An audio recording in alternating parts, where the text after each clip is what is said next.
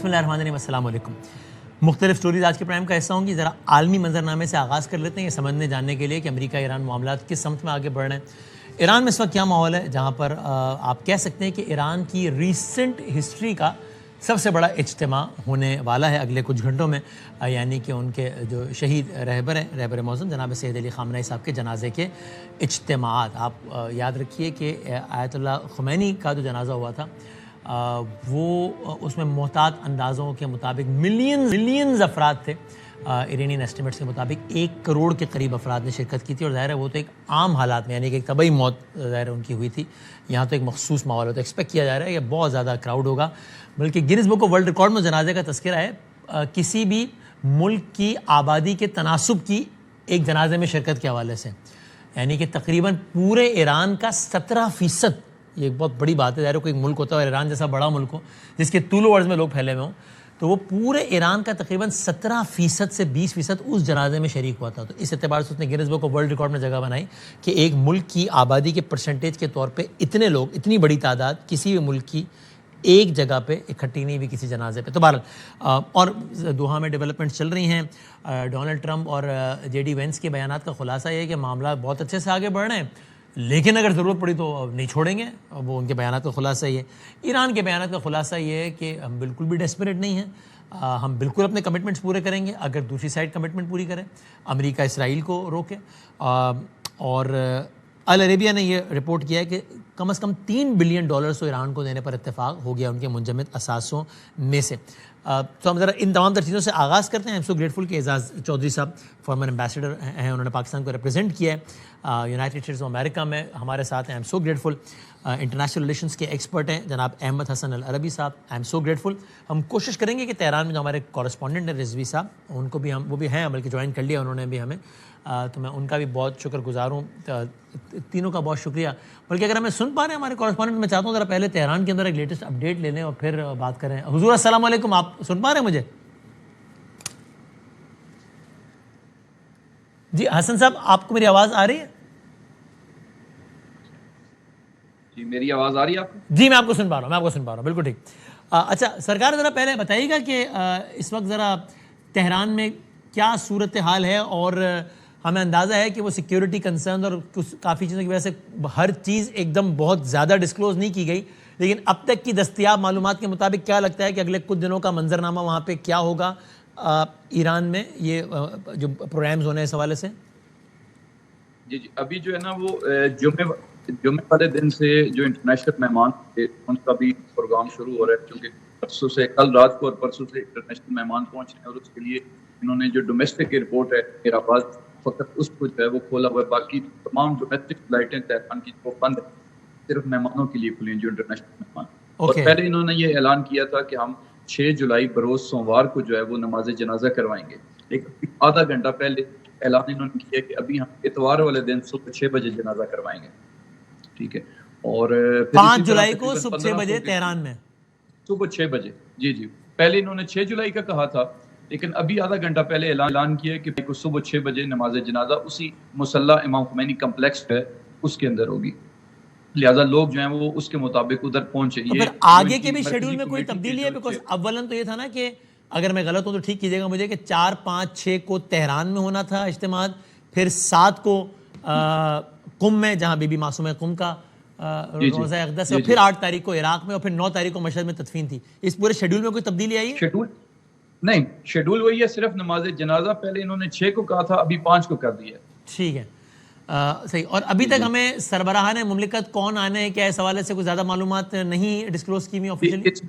اس میں جو ہے وہ رشیا کی طرف سے جو ہے وہ سابق جو رشین پریزیڈنٹ تھے مددوف، وہ آ رہے ہیں جو صدر پیوٹن کے خصوصی نمائندے کے طور پہ اس میں شریک ہوں گے، اور ان کی سیکیورٹی کونسل کے بھی وہ نائب چیئرمین بھی ہیں۔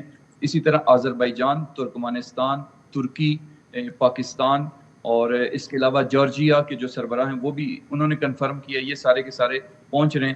اس کے علاوہ جو لبنان سے ایک ٹیم آ رہی ہے، عراق سے جو ہے وزیر اعظم، انہوں نے بھی کہا ہے کہ وہ اس میں شرکت کریں گے۔ تو اور کسی یورپین اسٹیٹ کو کسی کو دعوت نہیں دی گئی، بلکہ اعلانیہ کہا گیا کہ ان کو دعوت نہیں دیں گے، ایسا ہی ہے؟ جی جی ایسے ہی ہے. جو وزیر خارجہ کے وزارت خارجہ کے ترجمان ہیں انہوں نے بالکل میڈیا پہ یہ کہا ہے کہ ہم نے مناسب ہی نہیں سمجھا کہ ان کو دعوت دیں چونکہ وہ ہمارے خلاف جنگ کے اندر ملوث تھے اور ہمارے قاتلوں میں شمار ہوتے ہیں وہ. ایک بات اور بتا دیجئے کہ یہ بظاہر کیا لگتا ہے کہ ظاہر ہے ان کی شہادت کو تو بہت وقت ہو گیا, 28 فروری نا if I'm not wrong, تو اس میں یعنی یہ اور جنازے کے حوالے سے اب ہو رہے ہیں پروگرام, اس تاخیر کی بظاہر کیا وجہ سمجھ میں آتی ہے؟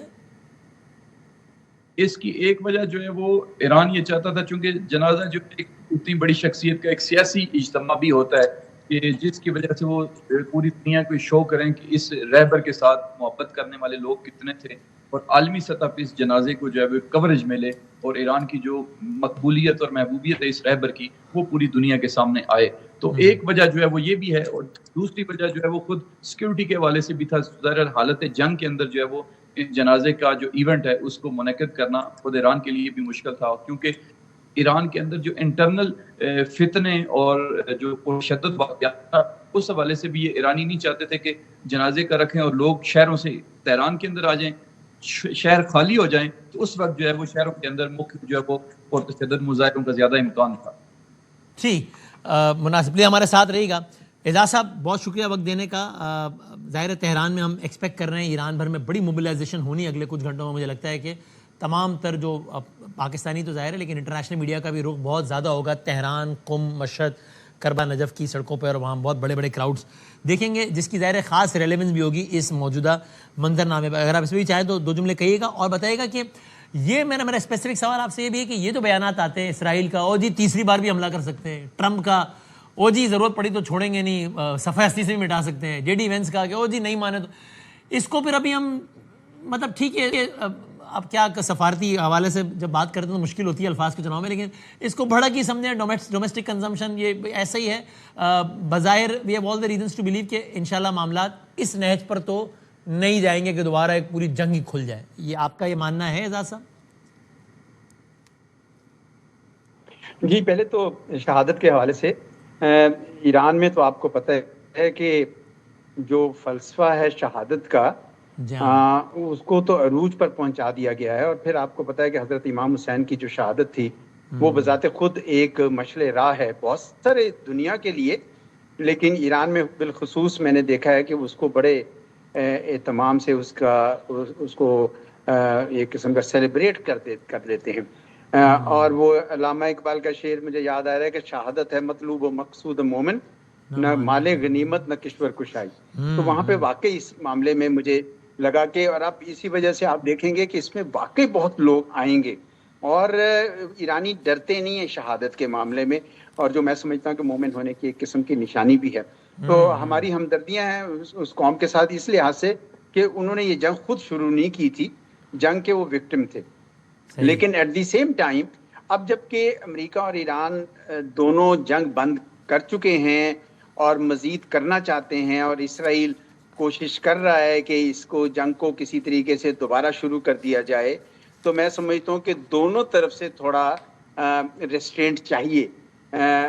اس لیے میں کہہ رہا ہوں کہ باوجود اس کے کہ آپ جنگ نہیں کرنا چاہتے ہیں, ایسا نہیں ہونا چاہیے کوئی ٹپنگ پوائنٹ آ جائے اور دوبارہ واقعی جنگ شروع ہو جائے, مجبوراً شروع ہو جائے. اگرچہ اس وقت میں نہیں سمجھتا کہ امریکہ کے اندر بھی کوئی خواہش ہے جنگ کرنے کی, اور میں نہیں سمجھتا کہ ایران کے اندر بھی ہے.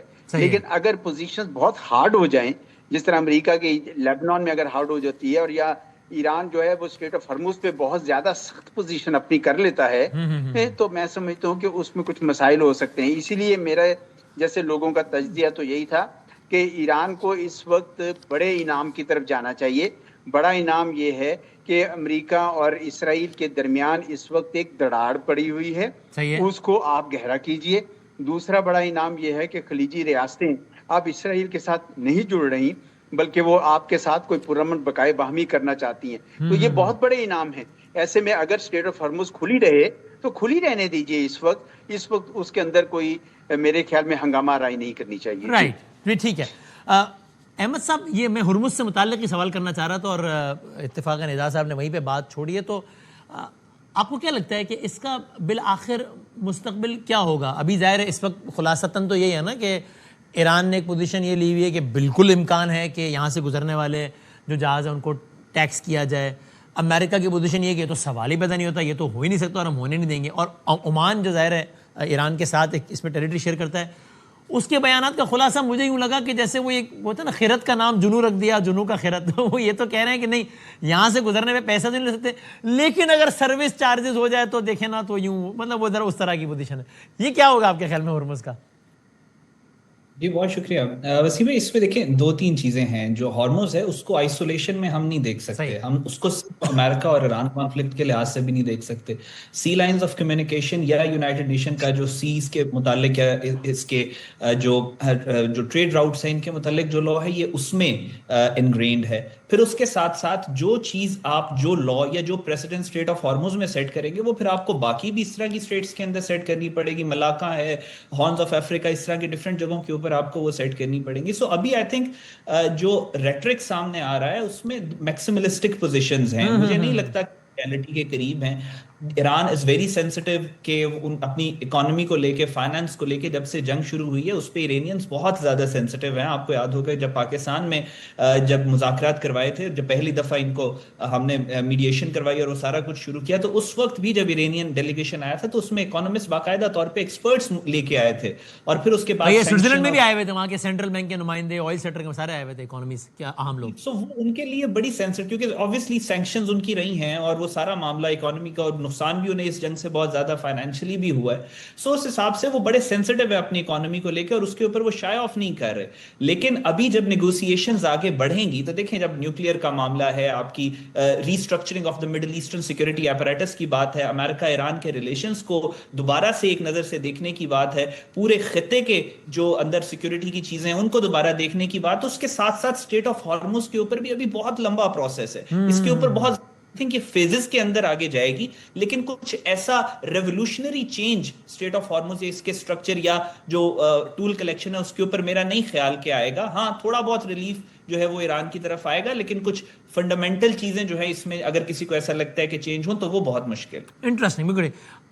حسن صاحب آپ مجھے ایک بات اور بتائیں کہ کچھ آپ تہران کی سڑکوں سے آپ کو کیا فیل ملتی ہے؟ یعنی ایک طریقے سے سیلیبریشن ہے کہ وہ جی کمال ہو گیا, کیا تگڑا معاہدہ, کیا تگڑی ڈیل کی ہے کہ اس میں, یا پھر یہ کہ ایک دوسری رائے ہے, کیونکہ مشتبہ خامنہئی صاحب نے تو سر عام کہا ہے نا, دیکھو راز تو نہیں ہے کہ میری رائے تو مختلف تھی اس معاملے سے نمٹنے کی, لیکن چونکہ مجھے ان تمام افراد نے یقین دہانی کرائی کہ ملت ایران کے لیے اچھا ہے تو میں نے اجازت دی. یعنی بالکل اجازت دی ہے, مخالفت نہیں ہے, لیکن یہ بھی کہنا مناسب سمجھا کہ رائے میری مختلف ہے.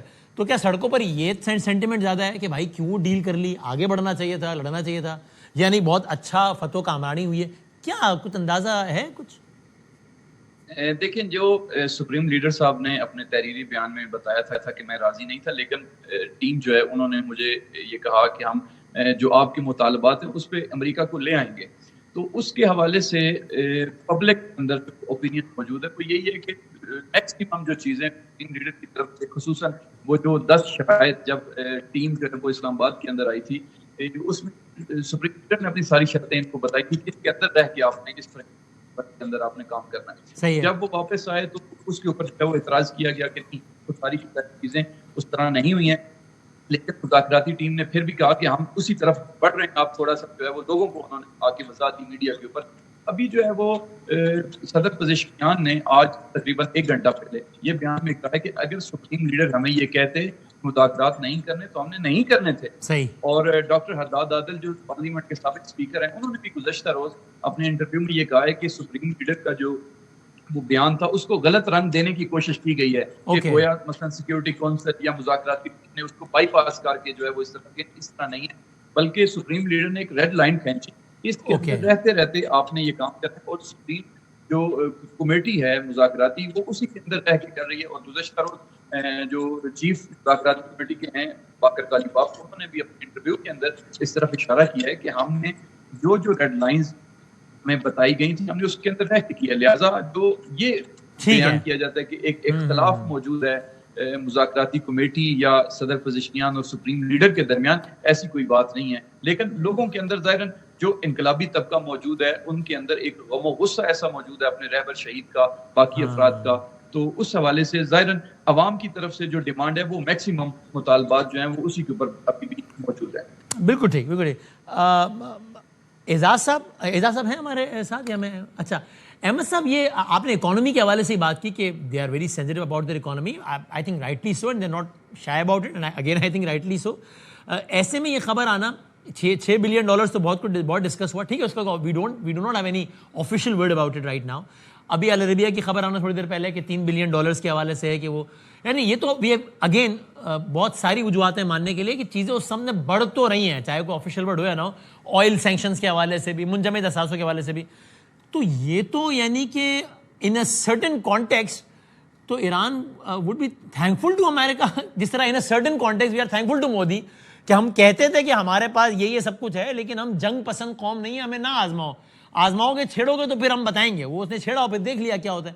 تو یہاں تو تھوڑا والا معاملہ ہو گیا کہ بھائی یہ کہ موقع دیا امریکن رجیم نے دنیا کو بتانے کا کہ ایران کی قوم کتنی تگڑی ہے, لیڈرشپ شہادت سے خوف زدہ نہیں ہے, اور اکانومی کے حوالے سے بھی ثمرات مل رہے ہیں اگر یہ منجمد اثاثے بحال ہوتے ہیں. سو میرا اسپیسیفک سوال یہ کہ یہ جو خبریں ہیں $3 بلین $6 بلین یہ ان کی اکانومی کے حوالے سے بیسٹ نیوز ہے آپ کے خیال میں؟ جی وسیم بھائی دیکھیں, دنیا میں اگر کسی ملک کو یہ پتا ہے کہ ایران کے انٹرسٹ کیا ہیں اور اس کو پروٹیکٹ کیسے کرنا ہے تو وہ ایرانین سب سے بہتر سمجھتے ہیں. اور ان کو آپ ہم کسی کو جج نہیں, جو وہ کر رہے ہیں وہ بڑی ہارڈ کور اور اچھی فورن پالیسی ہے کہ وہ اپنے انٹرسٹ کو پروٹیکٹ کر رہے ہیں, اپنے اکنامک انٹرسٹ کو پروٹیکٹ, اور اس میں ان کو شائع ہونا بھی نہیں چاہیے. دوسری بات یہ کہ یہ جو فروزن ایسٹس کی ریلیف ہے, اس سے کئی گنا زیادہ ایران کے لیے جو بینیفٹ ہوگا لانگ ٹرم میں, وہ سینکشنز ریلیف جو ہیں وہ اس کی وجہ سے ہوگا. فروزن ایسٹس جو ہیں وہ اسی کا ایک پری ایمبل ہے, ایک پری ریکوزٹ ہے. جب آپ نیگوشیٹنگ ٹیبل کے اوپر موجود ہیں, پہلا سٹیپ آپ نے کر لیا تو بعد میں آپ نے سینکشن ریلیف اور اس کے لمبے فریم ورک کے لیے بھی آپ نے فاؤنڈیشن لے کر دی, تو وہ بھی ان کے لیے بہت زیادہ ضروری ہے. دوسری جو آپ نے بات کی ہے کہ امریکہ کا تھینکفل ہونا چاہیے ایران کو, دیکھیں انٹرنیشنل ریلیشنز میں ایک چیز کہتے ہیں کہ the most important ingredient is the environment. جو انوائرمنٹ ہے وہ بہت زیادہ میٹر کرتا ہے اور آپ اس کو اگنور نہیں کر سکتے. انٹرنیشنل انوائرمنٹ کے اندر ایران کا اس وقت اگر آپ دیکھیں, مسلم ورلڈ کا تو ہے ہی ہے, ایران کا سب سے بڑا دشمن خطے کے اندر اسرائیل ہے. صحیح ہے. اسرائیل نے ایران کے اوپر اٹیک کیا, امریکہ نے اسرائیل کی سپورٹ میں ایک ملک نے جنگ کی ایک اور ملک پہ, اور 4 مہینے بعد جو دونوں کوئلیشن نے اٹیک کیا تھا, آج ان کے درمیان میں ایسی خلا ہے جو آنے والے نیئر فیوچر میں بھرنے والی نہیں ہے. ایران کا جو دشمن ہے اسرائیل, اٹ اسٹرائکڈ ایران, اور اس کے بعد it was a principal actor at that time. اس کے بعد آہستہ آہستہ وہ سیکنڈری ایکٹر بن گیا اور آج وہ ایک سپوائلر بن گیا. اس میں ایران کا بہت زیادہ رول ہے, اس میں پاکستان کی جو میڈیشن ایفرٹس پاکستان کی لیڈرشپ نے کی اس کا بھی بہت زیادہ رول ہے, کیونکہ ہم ریکگنائز نہیں کرتے اسرائیل کو, تو آہستہ آہستہ وہ نیگوسیشن میں نہیں آ سکتا تھا, میڈیشن میں نہیں آ سکتا تھا, وہ سیکنڈری بنا, پھر اس کے بعد وہ ایک سپوائلر بن گیا. سپوائلر انٹرنیشنل ریلیشنز میں ایک گالی ہے. اور آج پریکٹیکلی جے ڈی وینس کے یہ الفاظ ہے جب انہوں نے کہا کہ smell the environment in which you are, جو اسرائیل کو انہوں نے کہا, اس کا مطلب یہ ہے کہ اسرائیل کو بنیادی طور پہ اس کو ایگزسٹنس کا خطرہ ہے. سو ایران کے لیے تو ساری چیزیں جو ہے وہ پریکٹیکلی انہوں نے سیکریفائز, قربانیاں ساری آپ کے سامنے, لیکن انٹرنیشنل انوائرمنٹ اور پھر ایران کی, اور پھر جس طریقے سے میڈیشن اور سیز فائر انفولڈ ہوئی, اس کی وجہ سے ایران کو اس ساری سچویشن میں بہت زیادہ بینیفٹ ہوا ہے. یہ جنگ ختم ہونے کے بعد اگر امریکہ مڈل ایسٹ سے تھوڑا بہت پل آؤٹ کرتا ہے اپنے ریسورسز کو, تو وہ امریکہ کے لیے بھی بہت زیادہ بینیفیشل ہو جائے گا. لیکن یس, فی الحال ایران اس جنگ سے پہلے اور اس جنگ کے بعد اس میں زمین آسمان کا فرق ہے. یہ ٹورڈز دی اینڈ میں چاہتا ہوں اعزاز صاحب پلیز, یہ بھی انٹرنیشنل ایک معاملہ ہے اور پاکستان سے ڈائریکٹلی ریلیٹڈ ہے, اس پر تو آپ کامنٹ کیجیے. یہ افغانستان والا معاملہ کدھر جا رہا ہے, یہ بہتر ہو رہا ہے کہ نہیں ہو رہا؟ ذرا لگتا ہے کہ تھوڑی سی کچھ حدت میں یا شدت میں کمی آئی ہے تو پھر اچانک ایک انسیڈنٹ ہو جاتا ہے. کراچی کا واقعہ ہوا, وہ تو ٹھیک ہے, رینجرز کے جوانوں نے کمال مہارت سے اس کو فوراً, یعنی قربانیاں بھی دیں لیکن ان کو عزائم میں کامیاب نہیں ہونے دیا, مارا بھی, پکڑا بھی. پھر وہ تو ایک زندہ ہی بندہ نکل آیا تو پتہ ہی لگ گیا کہ وہ افغانستان سے اس کا کیا لنک تھا. پھر کل رات گئے, خبر آئی ڈرون پروازوں کی. تو یہ یعنی آپ کی اسیسمنٹ آپ کو بتا رہی ہے کہ یعنی وہاں کا رجیم ہی سب کچھ فیسیلیٹیٹ کیا ہوا ہے, آنکھیں بند کیا ہوا ہے, اور کچھ انڈیویجول یا گروپ یا نان اسٹیٹ ایکٹرز بہت ایکٹیو ہیں. اور اگر اس کا جواب یہ کہ نہیں رجیم ہی کر رہا ہے, تو یہ رجیم کیوں کر رہا ہے؟ یہ اس میں انڈین انفلوئنس ہے یا کیا ہے؟ دیکھیں, اس میں تو کوئی اب چھپی بات نہیں رہ گئی کہ طالبان اس بات سے خوفزدہ ہیں کہ اگر انہوں نے ٹی ٹی پی پہ ہاتھ ڈالا تو وہ آئی ایس کے پی کے ساتھ چلے جائیں گے. خراسان والے جو آئی ایس ہیں ان کو جوائن کر سکتے ہیں. پھر یہ ہے کہ وہ کچھ ان کے اندر سے واقعی ان کو سپورٹ بھی کرتے ہیں, کیونکہ ان کا خیال ہے کہ اگر ان کا اثر و رسوخ پاکستان کے ارسٹوائل فاٹا پہ بڑھ جائے تو یہ بہت اچھی بات ہو جائے گی. پھر مجھے پتہ چلا کہ حقانیز بھی چاہتے ہیں کہ ان کا یہاں پہ تھوڑا اثر جو ہے وہ زیادہ بڑھے, تو اس وجہ سے میرا خیال ہے کہ طالبان کے اندر بھی پھوٹ پڑ سکتی ہے اس معاملے کے اوپر. تو چنانچہ وہ فی الحال ان کی مدد ہی کر رہے ہیں کہ ٹھیک ہے اگر یہ کرتے چلے جائیں تو ہمیں کوئی اعتراض نہیں, کیونکہ وہ خود اپنے آپ کو بچا رہے ہیں, اپنی رجیم کو وہ فی الحال بچانے کی کوشش کر رہے ہیں.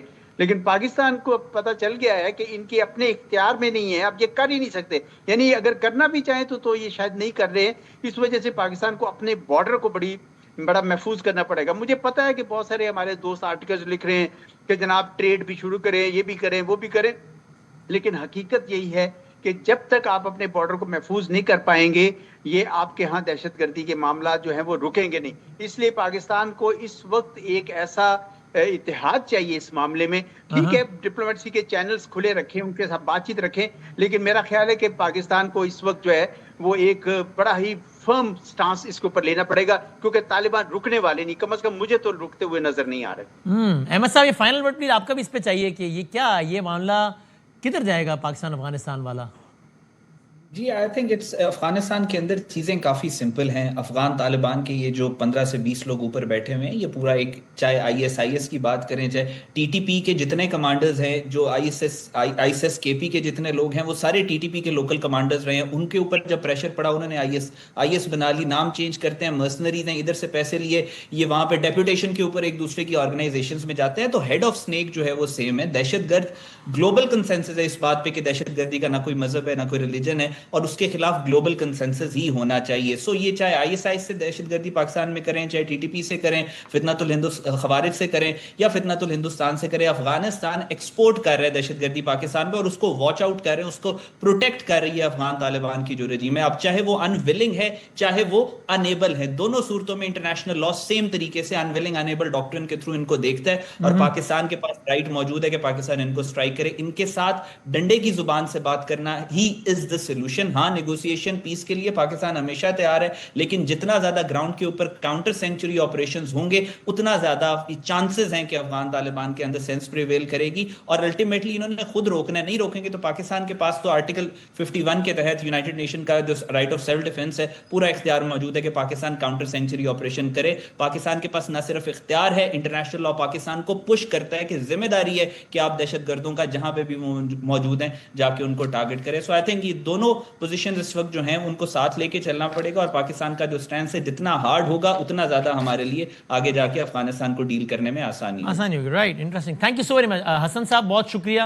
ظاہر آپ سے میں رہیں گے, تہران, قم, مشہد, یہاں سے بہت خبریں آنی ہیں اگلے کچھ دنوں میں, بہت مناظر آنے. احمد صاحب بہت شکریہ, اعزاز صاحب بہت شکریہ, میں تینوں مہمانوں کا بہت بہت شکر گزار ہوں. ہم آگے بڑھتے ہیں اپنی اگلی اسٹوری کی جانب. پاکستان کے سینئر سیاستدان, پاکستان کے ایوان بالا کے رکن, وزیر اعظم پاکستان کے ایڈوائزر آن پولیٹیکل افیئرس جناب رانا ثناء اللہ صاحب ہمارے ساتھ موجود ہیں. مختلف معاملات پہ بات کرنی ہے. حضور والا السلام علیکم. جی وعلیکم السلام. سرکار بہت شکریہ وقت دینے کا. یہ تو رانا صاحب پہلے میں نے کہا اس پہ تو سوال پوچھ لوں کہ آپ ظاہر ہے پولیٹیکل افیئرس پہ ایڈوائزر ہیں وزیر اعظم صاحب کے, تو آپ کو اور ظاہر ہے سیاست کا جو منبع اور محور اور بنیاد اور روح اور یہ سب کچھ اور بہت کچھ ہوتا ہے وہ الیکشن ہوتے ہیں. پاکستان میں اگلے الیکشن کا جو پچھلا ماس تھا وہ گلگت تھا, جو اگلا ہے وہ آزاد کشمیر ہے. آپ کو یہ بات حیران زیادہ کرتی ہے یا پریشان زیادہ کرتی ہے, یا ان میں سے کچھ بھی نہیں کرتی, کہ وہ ہے نا برادر علیم خان صاحب بڑے ہمارے محترم, وہ اکیلے ہی چلے تھے جانے میں منزل, مگر لوگ ساتھ آتے گئے اور کارواں بنتا گیا. IPP کی میں آپ نے دیکھا گلگت میں الحمدللہ شمولیتیں ہو گئیں آزاد امیدواروں کی, حالانکہ آپ لوگ دعویٰ کر رہے تھے کہ تمہارے بندے ہیں, یہ تو ہے ہی نون کے بندے. اور ابھی آزاد کشمیر میں بھی کوٹلی میں آپ کا ایک بندہ, پیپلز پارٹی کا ایک بندہ وہاں چلا گیا. تو یہ تو میرا خیال ہے ایک بہت بڑی سیاسی تھریٹ بن کر سامنے آ گئی ہے یہ پولیٹیکل پارٹی IPP آپ کے لیے. نہیں دیکھیں, وہ حالات کا جبر ہوتا ہے. وہ جو آپ بات کر رہے ہیں گلگت بلتستان کی, تو وہاں پہ 5 آزاد امیدوار کینڈیڈیٹ جو تھے جو کامیاب ہوئے تھے. جی ہاں, یعنی منتخب 5 لوگ تھے جو ایز انڈیپینڈنٹ جو ہے وہ کامیاب ہوئے تھے. ان میں سے 2 کو ہم نے سپورٹ کیا تھا. جی ہاں, لیکن ان 5 کا یہ کہنا تھا کہ جی ہم آپ کے ساتھ شامل ہونے کو تیار ہیں, لیکن آپ حکومت بنانے کا وعدہ کریں. جو دو ہماری وجہ سے یا ہماری حمایت سے جیتے تھے ان کا بھی یہی مطالبہ تھا کہ جی آپ اگر حکومت بنانے کا وعدہ کریں یا حکومت بنانے کی کوشش کریں تو ہم آپ کے ساتھ کیونکہ آپ نے ہمیں جتوایا ہے تو ہم واپس آنے کو تیار ہیں. تو آپ نے ان سے نہیں کہا کہ اصولی بات تو یہ ہے کہ ہم نے آپ کو جتوایا تو آپ وہ کریں جو ہم کہہ رہے ہیں, ورنہ خود جیت جاؤ یار, پھر وہ کرو جو کرنا ہے, پھر شامل ہو جاؤ حکومت میں جو کرنا ہے. لیکن ان کا یہ خیال تھا کہ گلگت بلتستان میں فلاں دفعہ الیکشن ہوئے تو جو پارٹی برسر اقتدار تھی پاکستان میں یا فیڈرل وفاق کی سطح پہ تو ان کی 4 سیٹیں تھیں تو انہوں نے حکومت بنائی, فلاں دفعہ جو ہے وہ 6 سیٹیں تھیں تو انہوں نے حکومت بنائی. تو اب آپ کے پاس 8 ہیں تو آپ کیوں نہیں حکومت بنانے جا رہے؟ لیکن ان کو یہ کہا گیا کہ بھئی ہم نے یہ اصولی طور پہ فیصلہ کیا ہے کہ جو سنگل پارٹی بھلے اس کے پاس اکثریت نہ ہو لیکن وہ میجورٹی پارٹی ہو تو ہم اسے حکومت بنانے کا جو ہے وہ حق دیں گے. اگر ہمارے پاس ہوگا تو ہم ایکسرسائز کریں گے, اگر کسی اور کے پاس ہوگا تو ہم اس کو تسلیم کریں گے.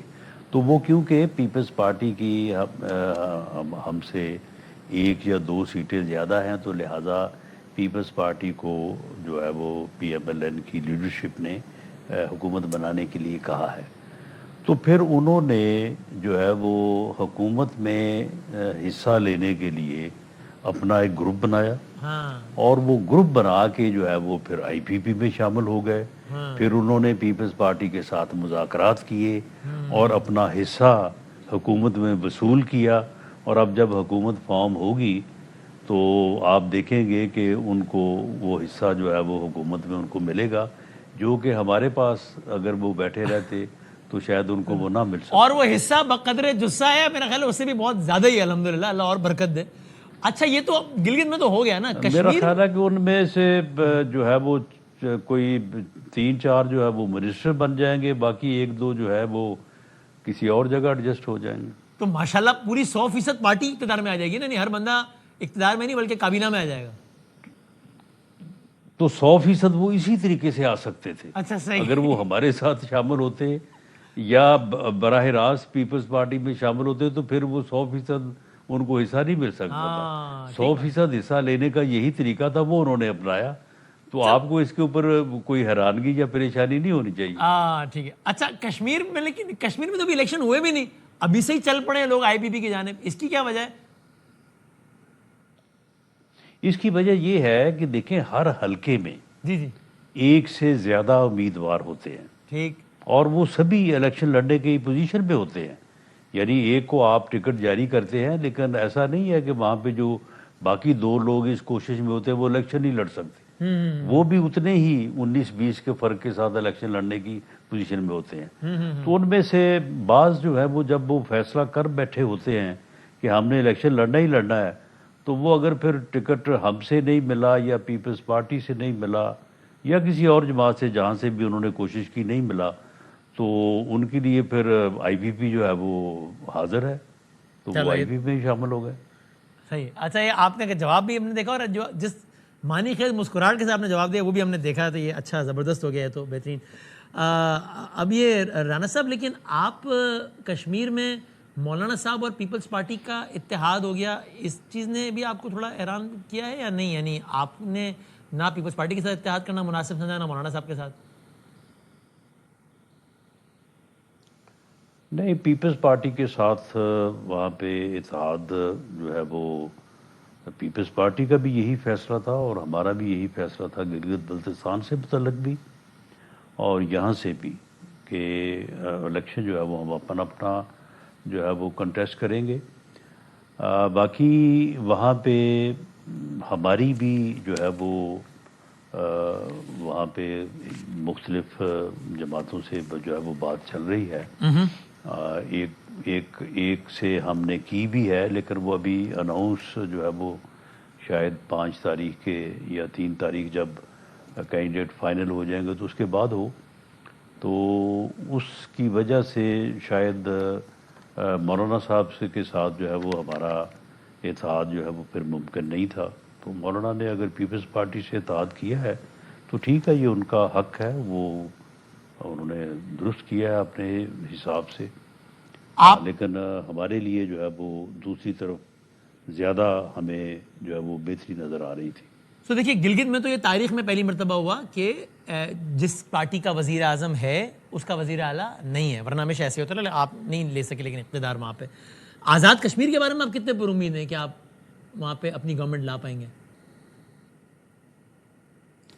دیکھیں جی، میں آزاد کشمیر کے متعلق پوری جو ہے وہ یقین سے کہہ سکتا ہوں کہ وہاں پہ بڑے کریڈیبل، فری اور فیئر الیکشن ہوں گے، اور جو پارٹی بھی جو ہے وہ ادبی لحاظ سے اکثریت حاصل کرے گی، بھلے وہ یعنی میجورٹی سمپل میجورٹی حاصل نہ بھی کر سکے، لیکن جس کے پاس ان نمبرز زیادہ سیٹس ہوں گی تو انشاءاللہ تعالیٰ ایک جمہوری اصول کے مطابق جو اسے ہی جو ہے وہ حکومت بنانے کا جو ہے وہ موقع دیا جائے گا۔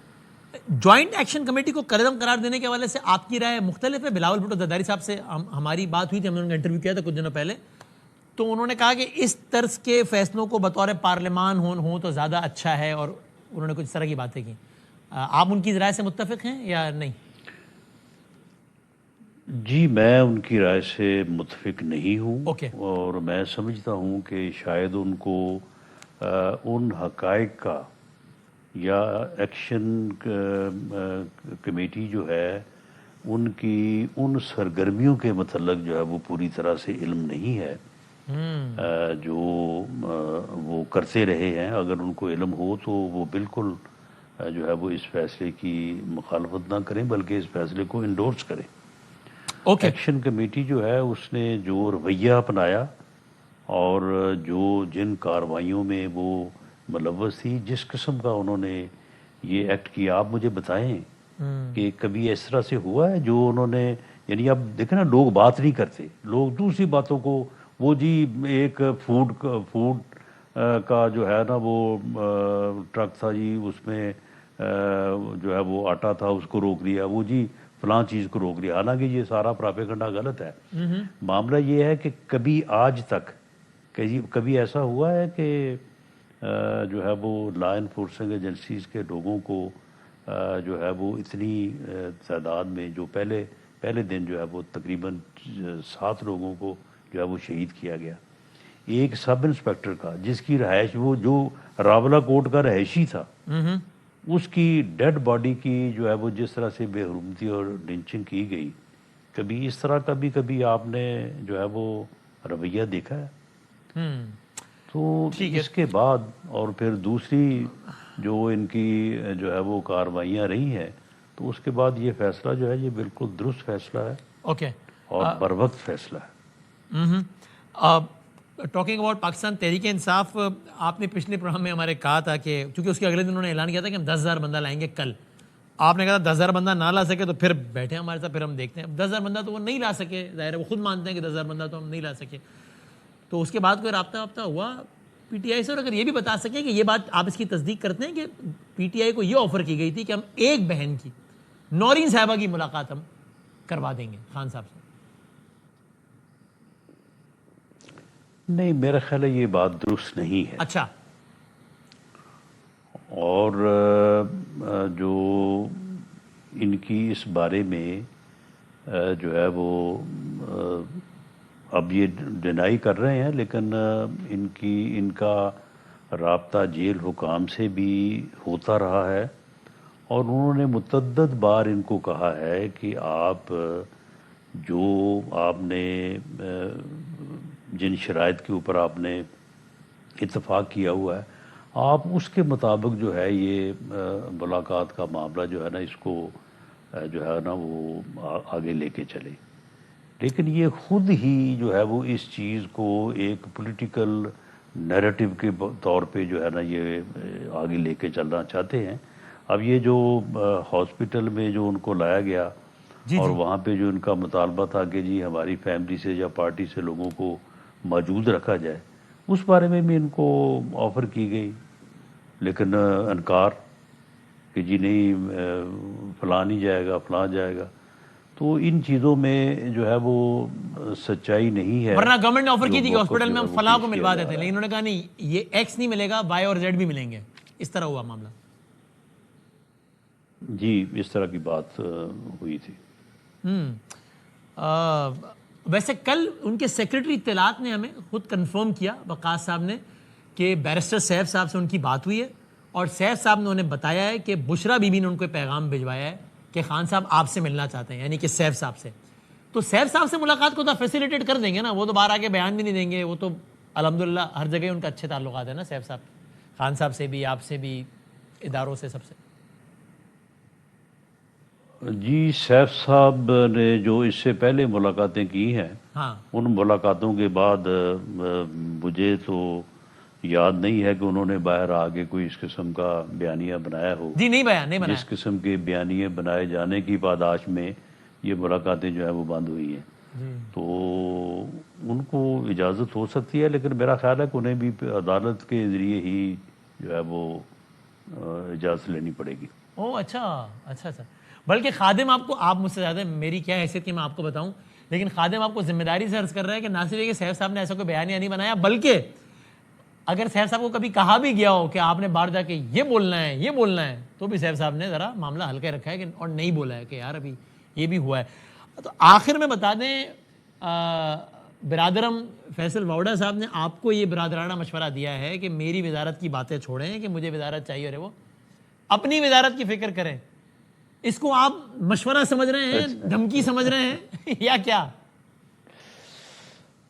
نہیں بالکل میں اس کو دھمکی نہیں سمجھ رہا، بلکہ فیصل واڈا صاحب سے میں ریکویسٹ کروں گا کہ ٹھیک ہے میں اپنی وزارت کی فکر کرتا ہوں، تو وہ بھی اس میں جو ہے وہ میری مدد کریں، اور اگر کوئی ایسی بات ہے فکر والی تو وہ بھی اس کا خیال رکھیں. اچھا چونکہ وہ اس پوزیشن میں ہیں کہ گرتی ہوئی وزارتوں کو سنبھال سکیں الحمدللہ.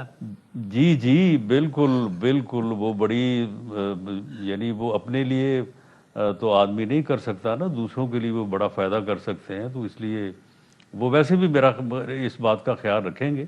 لیکن چلیں اگر انہوں نے یہ بات کی ہے تو ان سے جو ہے وہ یہ بات بنتی ہے کہ جی آپ بھی خیال رکھیں تو میں بھی خیال رکھوں گا انشاءاللہ. میں تو ہمارے بھائی فیصل واڈا صاحب سے اتنا جیلس ہو گیا ہوں نا کہ مطلب ماشاءاللہ ہر کوئی ان کو اتنے اچھے الفاظ میں یاد کرتا ہے. اللہ نظر بد سے بچائے. ٹھیک ہو گیا، یہ مشورہ پہنچ گیا آپ کا. جی بہت شکریہ رانا ثناء اللہ صاحب. تھینک. ایک ہم بریک لیتے ہیں اور بریک کے بعد ذرا فواد چوہی صاحب سے بات کرتے ہیں کہ ذرا کوئی معاملات نہیں کیا ہو رہا ہے.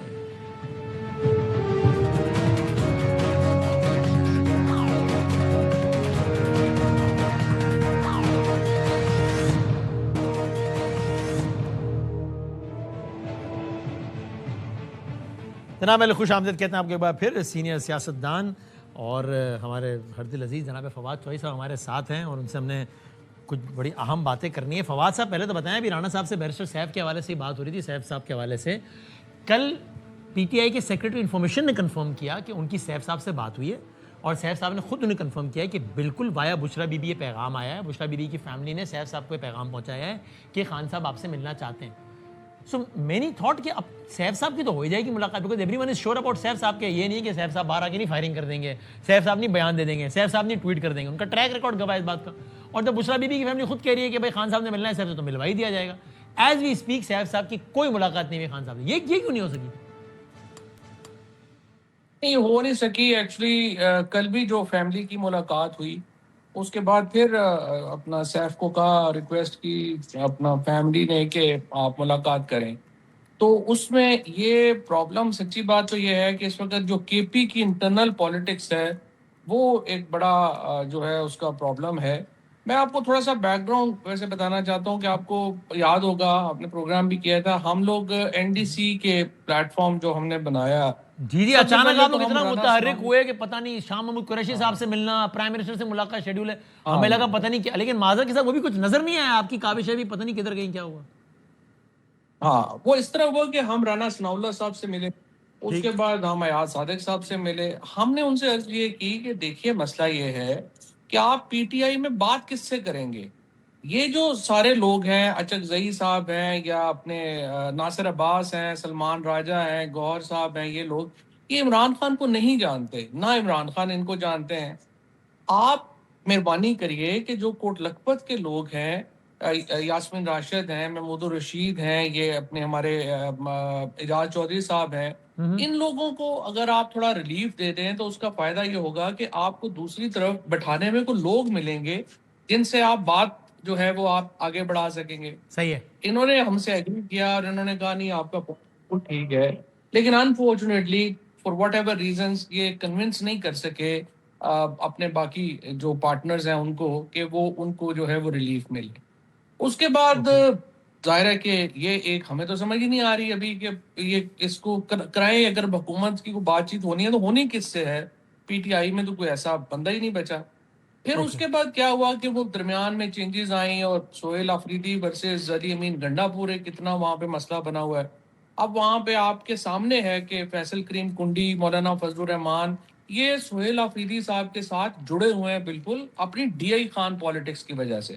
اور بیرسٹر سیف کا جو ملاقات کا جو ایشو تھا، یا اس سے پہلے اگر آپ کو یاد ہو تو محمود مولوی صاحب نے ایک ٹویٹ کی اور اس کے بعد انہوں نے کہا کہ اگر آپ ہمیں دے دیں تو ہم 90 دنوں میں کچھ معاملہ جو ہے وہ آگے بڑھاتے ہیں. اس کے بعد کچھ منت اللہ کر کے کچھ چیزیں کر کے انہوں نے ایک جو ہے کچھ نہ کچھ یہ کانسنٹ بھی لے لی کہ اگر بہنیں جاتی ہیں اور اپنا ڈاکٹر فیصل جاتے ہیں تو ان کی ملاقات جو ہے وہ ہو جائے گی. اب وہ بھی ہمیں سمجھ نہیں آئی کہ انہوں نے عجیب و غریب کام، دو کام بڑے عجیب و غریب ہوئے. ایک تو یہ کہ انہوں نے کچھ کنڈیشنز ہی عجیب و غریب رکھ دی. انہوں نے کہا جی ہم نے جیل میں ملنے ہی نہیں جانا، آپ پہلے ہاسپٹل میں ہوں پھر وہاں پہ ملاقات ہونی چاہیے.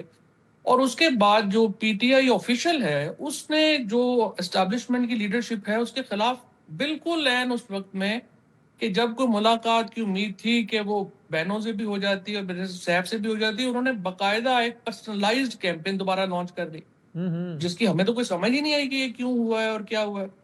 اپیرنٹلی پھر جو ہمیں تھوڑی بہت سمجھ آئی وہ یہ ہوا کہ بیسیکلی جو سارا مقصد ہے وہ یہ ہے کہ ملاقات عمران خان سے نہ ہو، اور یہ جو کے پی کی گورنمنٹ ہے اور جو پارلیمانی پارٹی کی پالیٹکس ہے یہ اس طرح ہی چلتی رہے.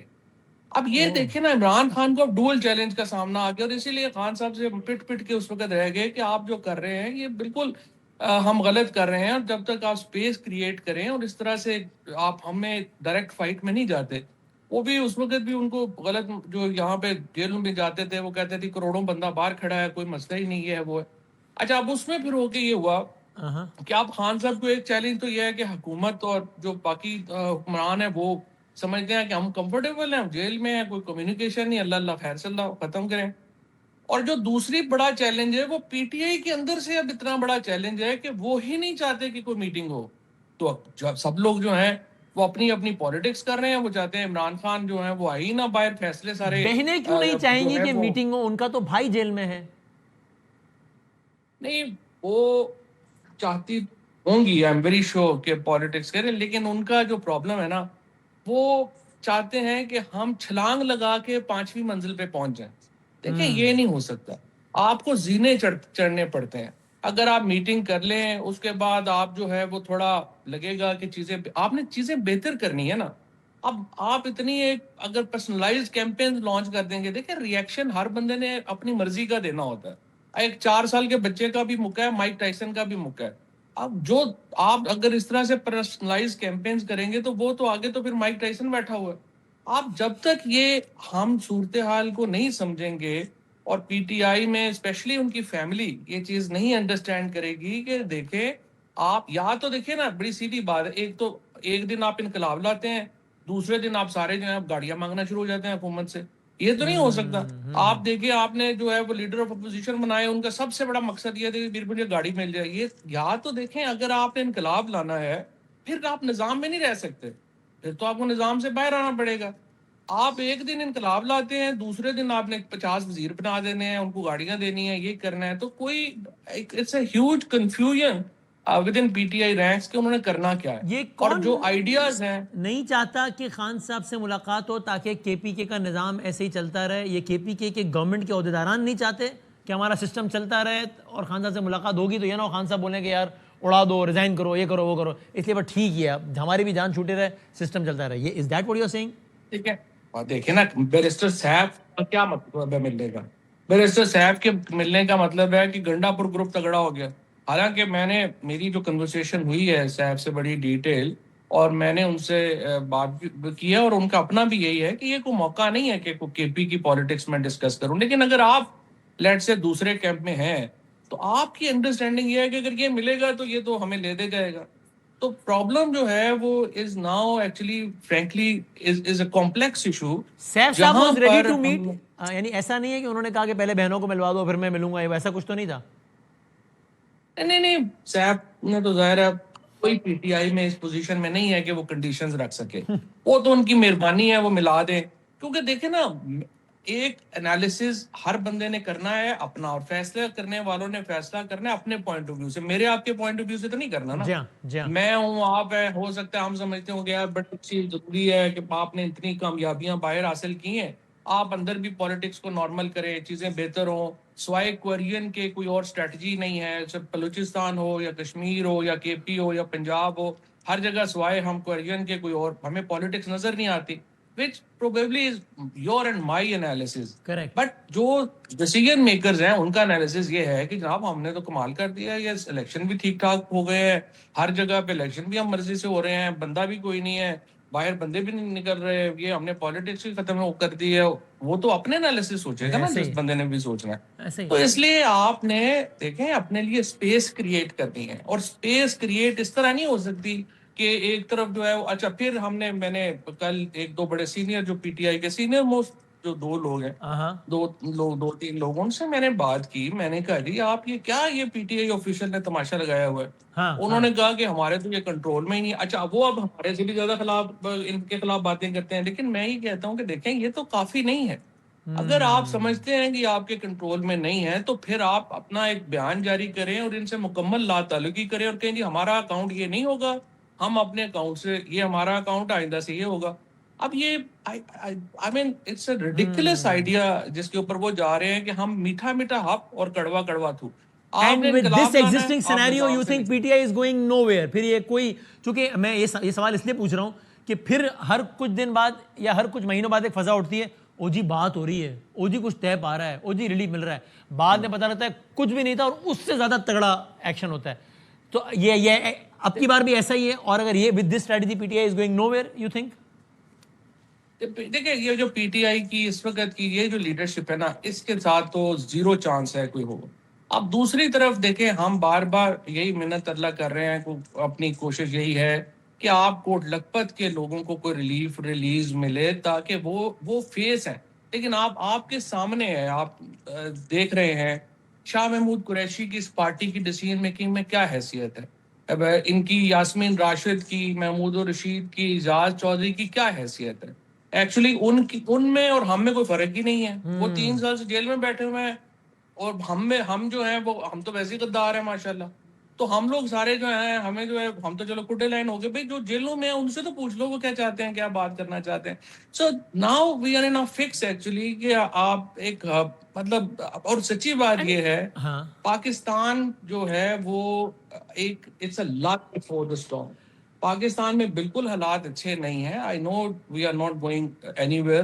یہاں پہ جو اکانومی کی سچویشن ہے، جو اس وقت فرق ہے ایک ڈیفیکٹو گورنمنٹ میں اور ڈیجورے گورنمنٹ کے درمیان جو فرق ہے، وہی ایک اتنا لیتھل ہے کہ اس کے ہوتے ہوئے کوئی کامیابی کی طرف، ریفارمز کی طرف آپ جا ہی نہیں سکتے. ابھی آپ دیکھیں نا کیا ڈرامہ جو ہو رہا ہے کہ جی پیپلز پارٹی گلگت بلتستان میں ہم ان کے خلاف ہیں، ویسے ہم اکٹھے ہیں.